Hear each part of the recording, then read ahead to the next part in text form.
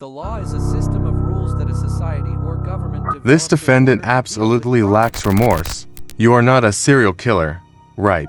Those were the words that 20-year-old Sarah Butler messaged to Khalil Wheeler Weaver shortly before meeting him on November 22, 2016. Unfortunately for her, authorities now believe that's exactly what he was. Hello viewers, in this video, I will tell the story of two many women mercilessly killed at the hands of American serial killer Khalil Wheeler Weaver. Butler went missing that night after borrowing her mother's van to see a friend. When authorities later searched through records on the social media network Tagged, they found that Wheeler Weaver had previously offered her $500 for sex. While authorities believe that Butler was Wheeler Weaver's last victim, they do not think she was his first. List of Khalil Wheeler Weaver's victims. Robin Daphne Michelle West. The body of 19-year-old Robin Daphne Michelle West was found in an abandoned house in Orange, New Jersey on September 1, 2016. She had been raped, strangled, and set on fire. Was she alive? West's mother wondered. During Wheeler Weaver's trial, did she fight? What were her last words? Though West's body was found on September 1st, it took more than 2 weeks for authorities to identify her charred remains, which weighed less than 60 pounds through dental records. In the meantime, another woman had gone missing, Joanne Brown and Tiffany Taylor. On December 5th, contractors found the decomposing body of Joanne Brown in a vacant house in Orange, with tape over her eyes and mouth and a jacket tied around her neck like a ligature. She was last seen alive on October 22nd getting into a car with Wheeler Weaver. Between the disappearance of Joanne Brown and the discovery of her body, Wheeler Weaver selected another target, Tiffany Taylor. Tiffany Taylor was several months pregnant, unhoused, and in need of cash. She met up with Wheeler Weaver, she said, after he offered her money for sex via the Tagged social media app. According to her testimony, the two of them drove around for some time before Taylor was struck in the back of the head. When she woke up, she was handcuffed, and Wheeler Weaver was raping her. She was eventually able to convince her attacker to drive her back to her hotel room on the pretext that she had left her cell phone inside, which contained evidence of their communications. Once she was inside the room, however, Taylor locked Wheeler Weaver out and called the police. Though she had managed to pull one hand out of the handcuffs, Taylor still had them hanging from her wrists when the police arrived. In spite of this, they did not believe her story. They thought I was lying, Taylor later said, claiming that the police seemed more interested in pinning a prostitution charge on her. She was the only one of Wheeler Weaver's victims who survived to tell the tale, and in spite of her claims against him, he remained free to prey on his last victim, Sarah Butler, and finally, an arrest. Soon after, Wheeler Weaver contacted Sarah Butler, a college student. Butler was home for Thanksgiving when Wheeler Weaver convinced her to meet. She had been missing for 5 days when her family and friends hacked into her Tagged account. There, they found records of her contact with Wheeler Weaver.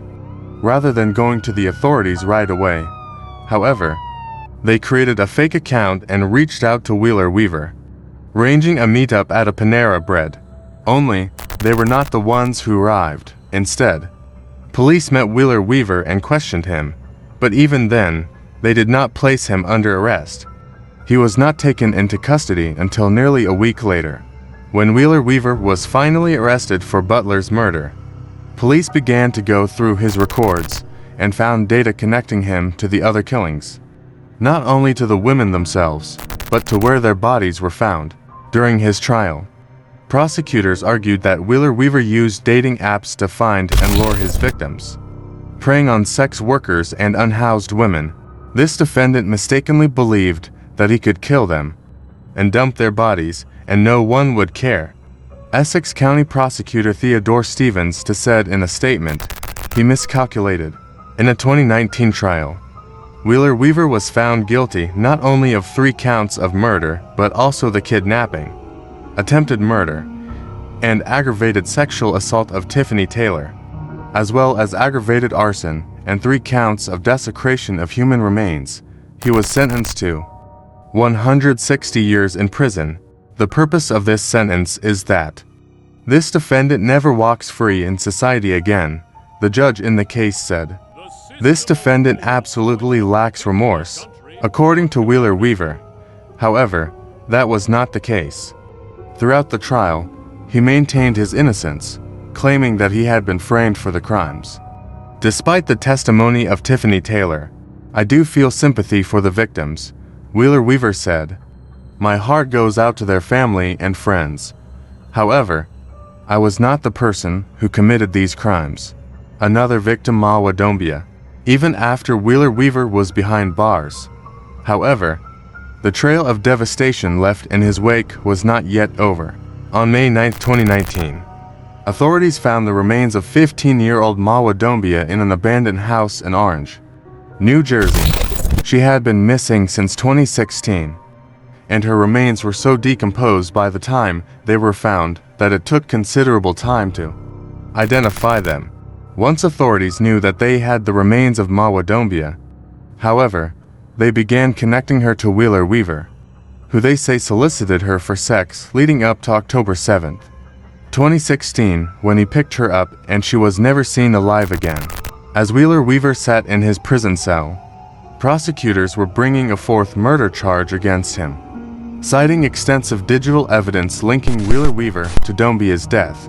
In March of 2022, Wheeler Weaver was not only indicted on the 4th murder charge, but also on charges of attempted sexual assault of a minor, endangering the welfare of a child, and another charge of desecration of human remains.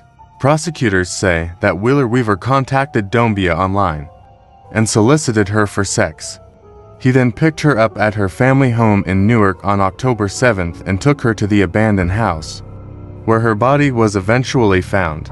There, he assaulted her and strangled her to death, much as he had his other victims. Was the case mishandled?